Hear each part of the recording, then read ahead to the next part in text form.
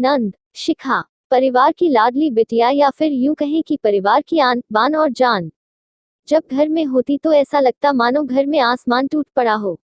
घर में इधर उधर धमा चौकड़ी करना और खूब सारी बातें करना उसके पसंदीदा कामों में से एक था।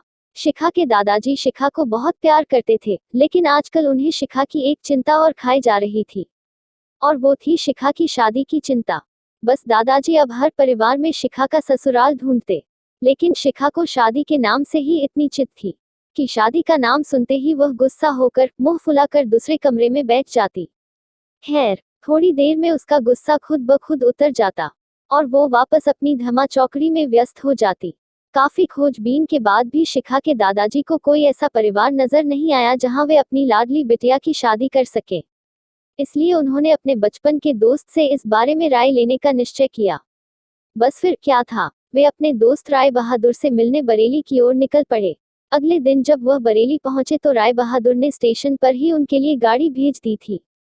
10 साल बाद अपने बचपन के दोस्त से मिलने के लिए वे भी बड़े उतावले थे। गाड़ी धीरे धीरे राय बहादुर के घर की ओर बढ़ी। बड़ा सा बंगला, बंगलों के आगे बगीचा, गाड़ियां और नौकर चाकर देख दादाजी का मन खुशी से भर गया। इन 10 सालों में राय बहादुर ने कितनी तरक्की कर ली है। नहीं तो 10 साल पहले राय बहादुर के पास था ही क्या।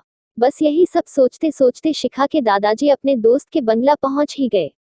गाड़ी की हॉर्न की आवाज के साथ ही राय बहादुर घर के बाहर अपने दोस्त के स्वागत के लिए आ गए थे। अपने दोस्त को गले लगाकर वे दादाजी को अंदर ले गए। घर अंदर से भी काफी शानदार था। अपने दोस्त की संपन्नता को देख शिखा के दादाजी भी फूले नहीं समाये। चाय नाश्ता के बाद राय बहादुर ने उनके खास दोस्त से आने का कोई खास कारण पूछा। दादाजी ने पोती की शादी के लिए एक अच्छा सा परिवार ढूंढने का काम सौंपते हुए बिटिया का फोटो राय बहादुर के हाथ में सौंप दिया। राय बहादुर भी अपने बेटे विक्रम के लिए एक सुयोग्य कन्या की तलाश में थे। तीखे नैन नक्श चेहरे पर तेज और एक बार में ही किसी को पसंद आने वाली शिखा बिटिया को फोटो में देखकर ही उन्होंने शिखा को अपने घर की बहू बनाने का फैसला कर लिया। राय बहादुर इतना सोच ही रहे थे कि इतने में उनका बेटा विक्रम आ गया। विक्रम ने दादाजी के पैर छुए और हाल चाल पूछने के बाद ऑफिस की ओर निकल गया। विक्रम के जाने के बाद राय बहादुर ने अपने दोस्त से विक्रम और शिखा के संबंध के लिए पेशकश की। शिखा के दादाजी को लगा जैसे राय बहादुर ने उनके मुंह की बात छीन ली हो। खैर, प्रसन्नता से विदा लेकर अपने घर आने का कहकर दादाजी अपने घर की ओर निकल गए। विक्रम को शिखा बहुत पसंद थी, लेकिन विक्रम की मां विक्रम की शादी अपने से भी बड़े घर में करना चाहती थी। लेकिन विक्रम के मनाने पर वह मान गई और तय समय पर विक्रम और शिखा की शादी हो गई। ससुराल में शिखा के सास ससुर, विक्रम के बड़े भैया भाभी और शिखा की ही उम्र की एक ननंद थी रागिनी। अपनी सादगी और सबका अच्छे से ख्याल रखने के कारण शिखा ने घर में सबके दिलों में जगह बना ली। लेकिन अपनी तमाम कोशिशों के बावजूद अपनी सासू मां का प्यार पाने में असफल रही।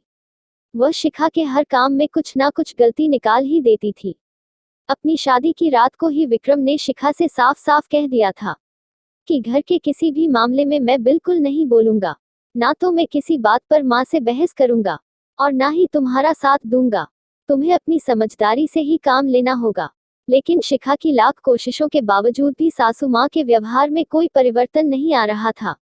शिखा की नंद जरूर उसकी मां से शिखा भाभी के प्रति इस तरह के व्यवहार पर उलझ जाती, लेकिन इससे भी केवल बात बढ़ने के अलावा कुछ नहीं होता।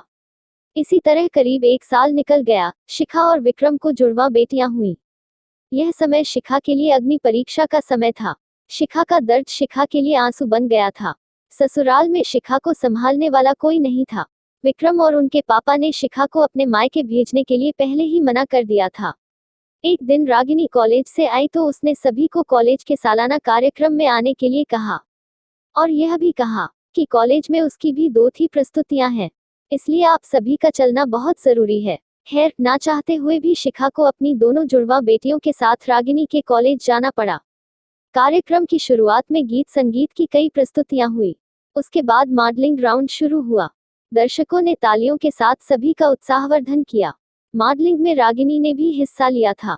आखिरी राउंड में रागिनी के साथ 4 और लड़कियों को सेलेक्ट किया गया, जहां सभी से जज द्वारा एक एक सवाल पूछकर विजेता घोषित करना था। सवाल जवाब का दौर शुरू हुआ। इसी कड़ी में जज साहिबा ने रागिनी से सवाल पूछा। अगर घर में तुम्हारी माँ और भाभी में से किसी एक का साथ देना हो तो तुम किसका साथ दोगी? पूरे सदन में खामोशी छाई थी। सभी रागिनी के जवाब की प्रतीक्षा कर रहे थे। तभी रागिनी ने थोड़ा आगे बढ़कर कहा, अगर भाभी सही हो तो अपनी भाभी का। जज साहिबा ने आगे पूछा, क्यों? रागिनी ने जवाब दिया, क्योंकि मुझे भी कल किसी की भाभी बनना है। जवाब सुनते ही पूरे सदन में तालियां गूंज उठी। सभी रागिनी की सोच और उसके सटीक जवाब की प्रशंसा कर रहे थे। रागिनी को विजेता घोषित किया गया। पुरस्कार लेने से पहले रागिनी ने सभी से कुछ कहने के लिए माइक थामते हुए कहा, हर बेटी अपनी माँ से बहुत प्यार करती है और माँ भी अपनी बेटी के दिल के सबसे करीब होती है। इसी तरह हमारे घर की बहुएं भी तो किसी की बेटियां हैं। आज हम किसी की बेटियां हैं, कल से किसी की भाभियां और बहुएं बनेंगी। अगर कल से हमें कुछ दुख हुआ तो हमारी माँ को भी दुख होगा, और इसी तरह हमारे घर की बहू को दुख हुआ तो उनकी माँ को भी दुख पहुंचेगा। और इस दुनिया में किसी भी इंसान को किसी की भी माँ को दुख पहुंचाने का कोई हक नहीं है।